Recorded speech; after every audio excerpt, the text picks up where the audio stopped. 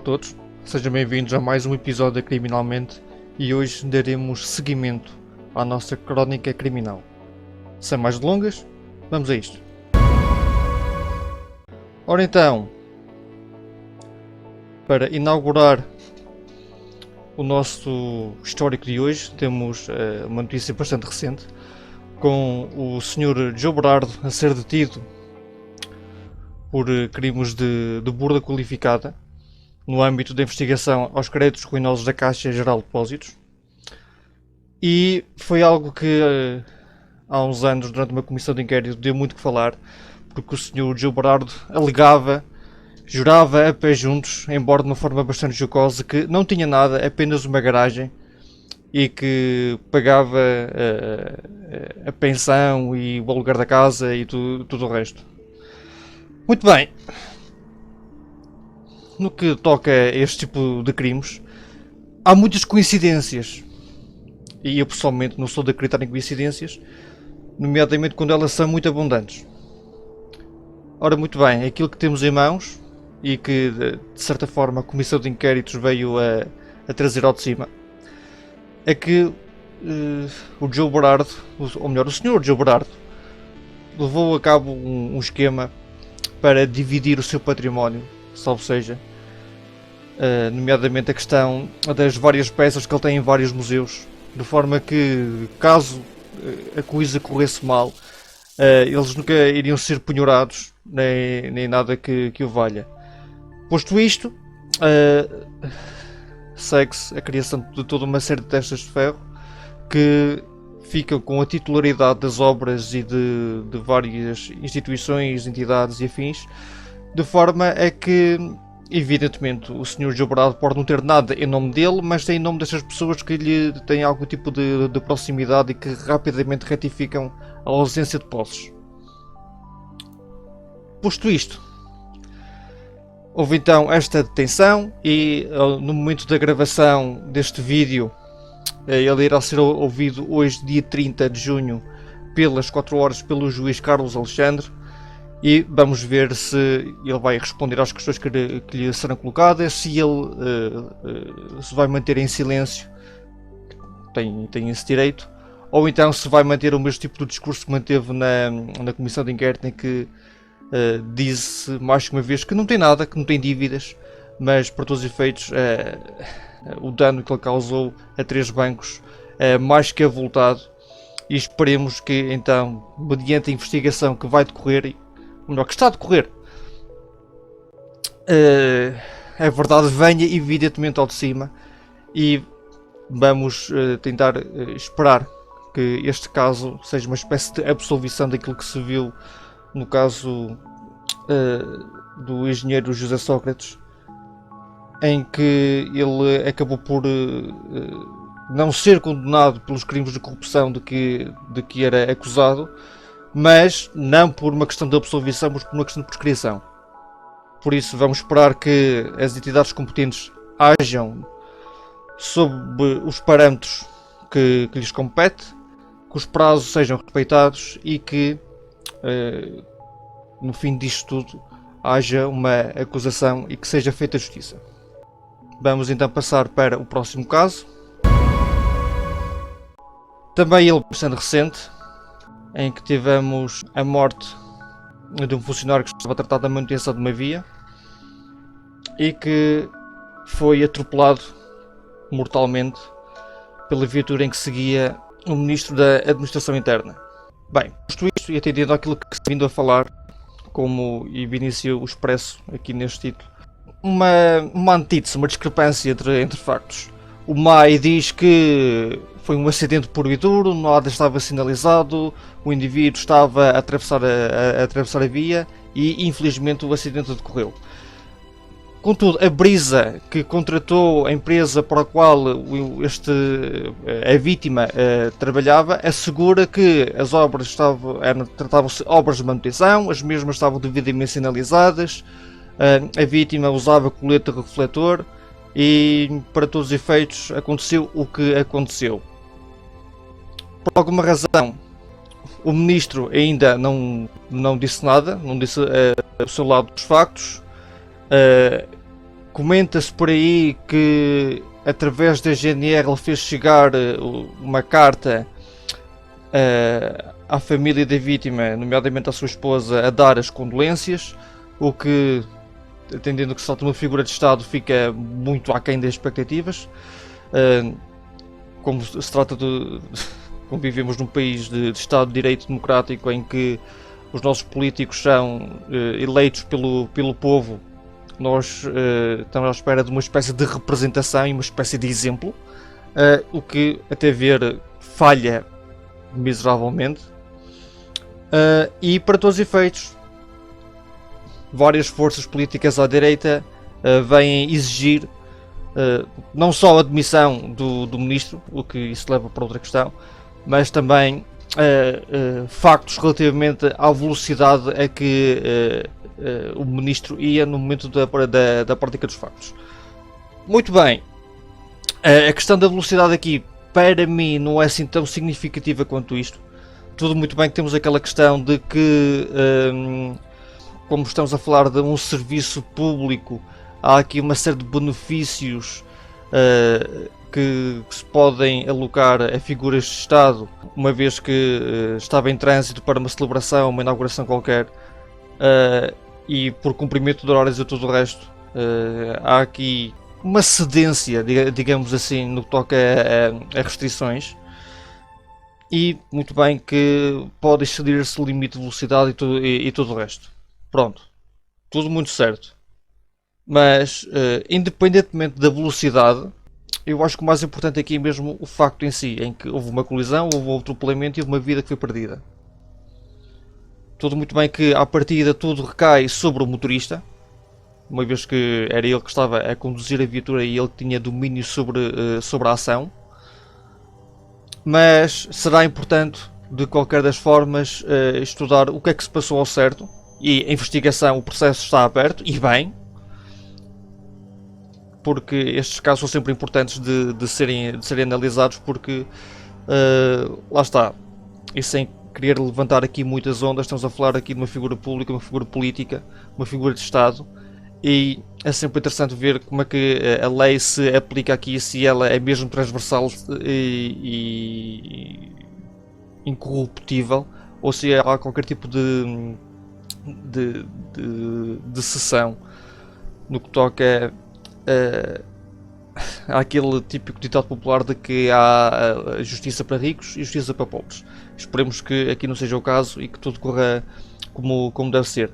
De qualquer das formas, tudo muito bem que os factos materiais são imputados ao motorista, mas atendendo a quem ele está a servir no momento da prática do facto, será também importante ver e também, lá está, recolher o testemunho do Sr. Ministro e também do motorista, para saber se havia algum tipo de distração, algum tipo de conversa mais ou menos intensa, ou se foi mesmo um acidente puro e duro em que o carro ia demasiado rápido para conseguir evitar a colisão, o atropelamento e a fatalidade que se verificou. De qualquer das formas, aquilo que eu mais espero, mais do que a investigação decorrer como devido e chegarmos a uma acusação e uma condenação dignas, espero que o Sr. Ministro seja punido como tal, conforme se achar justo, e não ilibado. E com isto eu quero também dizer que espero, muito sinceramente, que o motorista não seja utilizado como uma espécie de bode expiatório e seja ele a catar todas as culpas. Uma vez mais, a investigação está a decorrer, vamos aguardar para ver. Próximo caso. Muito bem, temos aqui a notícia de que o homicídio de Bruno Candego foi condenado a 22 anos de prisão, depois de este ter abatido o ator a tiro, usando, se não estou em erro, 6 balas para o efeito, a meio do dia em praça pública. Muito bem, aqui não há propriamente muito a dizer, se bem que vamos focar-nos diretamente naquilo que muita gente assume como sendo um grande avanço e um grande passo para a jurisprudência em Portugal e a forma como a lei é aplicada. Temos 22 anos e 9 meses de prisão por um homicídio movido por ódio racial, ao qual, quase como sinónimo, podemos associar um motivo fútil. Nada contra. Existe aqui uma qualificação dos factos, porque esta interpretação que o homicida tem relativamente à vítima, mais que justifica a penalização. A acrescentar a isto, temos a questão da premeditação, o facto de ele ter esvaziado, vou deduzir, a arma com 6 munições, e o facto de ele, durante as várias entrevistas, os vários interrogatórios que se verificaram, não mostrou qualquer tipo de arrependimento. Ele confessou os factos, e desta feita, então, perante esta frieza, esta ausência de sentimento e de empatia, a pena parece mais que justa. Há muita gente que já veio reivindicar a pena máxima, os 25 anos. Eu acho que eu percebo no calor do momento, e atendendo que é algo que é interpretado como um sendo histórico. Lá está, crimes de ódio racial e tudo o resto. Eu compreendo que as pessoas queiram ir um pouco mais além, mas estamos a falar de 22 anos. 22 anos é muito tempo. E não me parece que este homicida, durante o seu cumprimento da pena, vá ter o benefício de uma saída precária, uma atenuação por bom comportamento, ou o que quer que seja. Estou convicto de que ele irá passar os 22 anos, e mesmo que haja alguma espécie de atenuação, não irá ser nada de significativo. Por isso, não há necessidade de corrermos todos os criminosos a 25 anos de prisão, mas no caso em concreto, a justiça foi feita, infelizmente com o preço a pagar, que foi a vida de mais de uma pessoa. Mas fica aqui o exemplo de que, para todos os efeitos, ainda temos muito a andar no que toca ao combate ao racismo. E venha quem vier, Portugal pode não ser um país racista, mas tem racistas como cidadãos. E tudo começa a partir da educação. Por isso, pais e mães, educadores, professores, ministros da educação, tratem de implementar estes conceitos, implementar a questão da empatia, da aceitação, de respeito com o próximo, independentemente da idade, do género. Ainda recentemente se festejou a comunidade LGBTQ+, por isso, mais do que nunca, e diga-se de passagem, nunca é tarde para trabalhar essas questões sociais de aceitação, independentemente de idade, de género, de raça, de convicções, do que quer que seja. Vamos começar então a esforçar-nos para merecermos o termo de sociedade e de civilização, e começar a trabalhar o civismo, não só nas gerações mais novas, mas também começar a reforçar nas gerações mais velhas, e que de uma maneira ou de outra têm algum tipo de influência sobre o que se passa no país. De qualquer das formas, e repetindo, 22 anos de prisão, infelizmente uma vida foi perdida.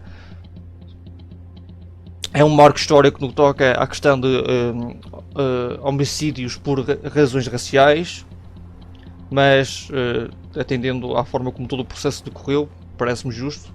Justiça foi feita, e vamos ver que tipo de novidades surgem com o decorrer do caso. Próximo caso. Ora, muito bem, em Leiria temos uma rapariga de 13 anos que foi raptada para casar e ter relações com um jovem da mesma idade. Muito bem, isto aqui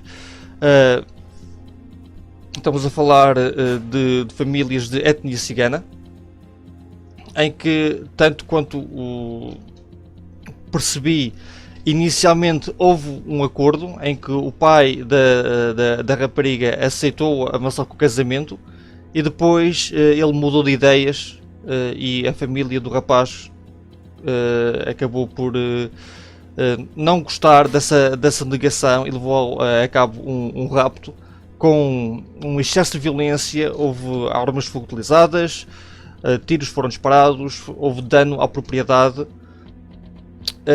e, para todos os efeitos, aquilo que fica mais que claro é que há uma série de crimes aqui a decorrer. Aqui a questão do casamento forçado iria remeter para abuso sexual de menores, temos a questão do sequestro, temos a questão do uso de armas de fogo, algumas delas, se não estou em erro, eram armas proibidas. E depois, para ajudar a isto, temos o facto de todos os intervenientes, que são 3 homens e 2 mulheres com idades entre os 26 e os 51, de uma maneira ou de outra tinham todos antecedentes, por isso eu espero que isto seja tido em consideração durante o decorrer da investigação e que se reflita em qualquer tipo de agravantes. Isto só mesmo para dizer o quê? Tudo muito bem que estamos a falar no que é etnias diz respeito. Por norma, há toda uma série de costumes que são intrínsecos, há uma série de hábitos e tudo o resto. Este, por exemplo, do casamento em tenra idade é um deles. Mas algo que é transversal, estamos a falar de um Estado de Direito Democrático, a justiça aplica-se a todos por igual, há sempre aquele ditado do dura lex sed lex, a lei é dura mas é a lei, e ninguém, independentemente de credos e afins, é impune, por isso não é esta questão de que nós regimos apenas pelos nossos costumes e pelos nossos valores. Isto não se aplica, a lei é igual para todos e de qualquer das formas há algo que deve ser tido em consideração e também vai criar algum tipo de trabalho por causa da rigidez com que este tipo de comunidades lidam com estas questões, umas mais que outras, há uns que são mais tradicionais nesse sentido, mas pronto, cada coisa ao seu tempo. Vamos esperar para ver também como é que isto vai decorrer. E espero que o devido apoio e acompanhamento seja feito à rapariga que acabou por passar por situações um bocado não, situações bastante desagradáveis para alguém da sua idade. Vamos passar para mais um caso. Temos aqui em Aveiro um caso em que tivemos um casal que foi encontrado numa garagem. Ele enforcado e ela também com uma corda ao pescoço, mas estendida no chão, mas com sinais claros de estrangulamento. Muito bem, aquilo que se pode dizer sobre este caso é que tínhamos uma relação bastante complexa, em que, segundo a população, segundo a comunidade, a ofensa verbal era frequente. Os insultos e tudo o resto eram regulares. Muitas vezes, segundo a peça que aqui está, os vizinhos vinham-se na necessidade de interagir, de intervir e pedirem para acalmar os ânimos e pronto, acalmarem-se no geral. Mas para todos os efeitos isto remete a uma questão que já falei num outro vídeo, que se prende ao princípio máximo da violência doméstica, em que a violência doméstica é um crime público e muitas das vezes não é tratado como tal. E aqui há sempre aqui neste caso há uma agravante, que é, para todos os efeitos, a vítima já tinha apresentado uma queixa nas entidades competentes da sua área de residência, neste caso é a PSP, e para todos os efeitos nada se fez. Pronto, é aquele murro no estômago com o qual ninguém está a contar, porque quando nós apresentamos queixa de algo que é bastante sério a uma entidade como a PSP ou a GNR ou quem quer que seja, esperamos uma rápida intervenção e garantir que não cheguemos a este ponto, que é a perda de uma vida. Infelizmente não aconteceu, mas aqui a culpa também não morre solteira, porque para todos os efeitos toda a vizinhança tinha conhecimento do que aqui se passava. Não faço a mínima ideia se eles reforçaram pedidos, se eles reforçaram as queixas, se interviram de alguma maneira. Pronto. Aqui a questão da omissão de auxílio, para todos os efeitos, a senhora que aparece aqui na peça disse que os viu entrar na garagem, houve uma série de gritos, houve uma série de ameaças, e depois houve silêncio absoluto. e depois de algumas investidas, tentativas de bater à porta e esperar que alguém viesse abrir, houve alguém que entrou, então cruzou-se com o cenário. A omissão de auxílio acaba por ser sempre uma situação um bocadinho delicada, porque a partir do momento em que estamos a par de algo e não intervimos para parar, por uma questão de cumprimento cívico, lá está, é bastante transversal e aplica-se em N situações. Isto também seria uma questão de excesso no que toca à sua implementação, que era simplesmente assegurar de que todas as pessoas cumprissem este dever cívico.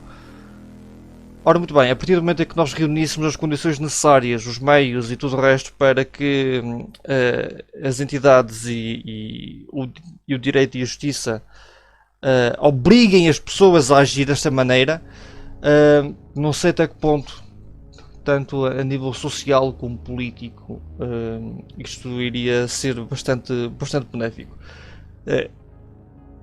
Do ponto de vista criminal, se calhar iríamos ter uma maior notícia de crimes. Possivelmente iríamos ter uma melhor resolução atempada no que toca a evitar que este tipo de desfechos aconteçam. Mas não sei até que ponto que obrigar as pessoas a exercer este dever cívico iria ser a longo prazo cívico, civilizado. Pronto, infelizmente não há muito mais a dizer no que toca à violência doméstica. Uma vez mais, ainda temos muito para trabalhar, temos muito caminho para andar em garantir que as pessoas se deixem de seguir o ditado popular de entre marido e mulher não se mete a colher, e trabalhem a questão da empatia, reconheçam um problema como tal e avançar para as entidades competentes e fazer algo. Posto isto, vamos para o próximo e último caso. O chamado Padre de Ferro, uma vez que se trata de um padre que partilhava nas provas intensas Iron Man, que foi acusado de assediar várias mulheres em Lisboa. Muito bem, isto é uma peça que surgiu na TVI, em que temos uma mulher que optou pelo anonimato de forma a evitar represálias e acusar o padre de várias tentativas de assédio, várias propostas, toda uma série de investidas, umas mais verbais, umas mais físicas, e que sempre o descreveu como agressivo e violento. Pois bem, acaba por ser sempre um tópico também ele interessante de discutir, principalmente pelo facto de, lá está, trata-se de um padre, trata-se de uma figura que também tem o seu quê, ou melhor, espera-se algum tipo de exemplo, e temos também a questão do celibato, e não se espera que um padre tenha esse tipo de coisas. Se bem que desde tempos imemoriais houve aquela questão de que, principalmente em regiões do interior, os padres tinham afilhados que na verdade eram filhos. Desta feita, e uma vez que nem até ao momento que eu tenho conhecimento, nem o padre nem o Patriarcado de Lisboa se notificaram sobre essas acusações. Tanto quanto eu sei, um outro padre já foi movido para desempenhar o lugar aqui do lugar e as funções aqui do Padre de Ferro, e para já temos apenas silêncio. Posto isto, há aquela questão que fica, que é das duas uma. Ou muda-se aqui a questão dos relacionamentos socio-amorosos dos padres em contexto de figuras de igreja, ou seja, cancelar a questão do celibato, ou então enforçar ainda mais essa questão, e a igreja tinha que ser bastante precisa e ter mão de ferro nestas situações. O que é certo é que, perante este silêncio,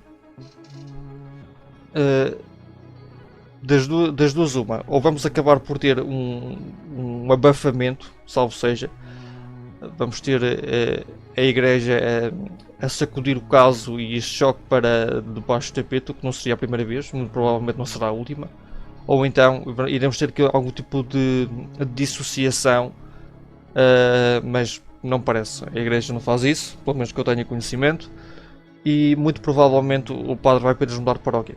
o que por todos os efeitos não o impede de voltar a fazer este tipo de coisas. Mas lá está, estamos no domínio do alegadamente, que se não estou em erro, a investigação está a decorrer, vamos ver o que sai daqui.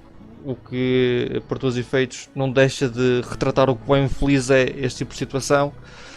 Mais uma vez temos uma figura com algum tipo de exemplaridade associada, algum tipo de respeito que lhe é, que lhe é exaltado, e há aqui uma apropriação, porque também se fala em desvios de dinheiro e tudo o resto.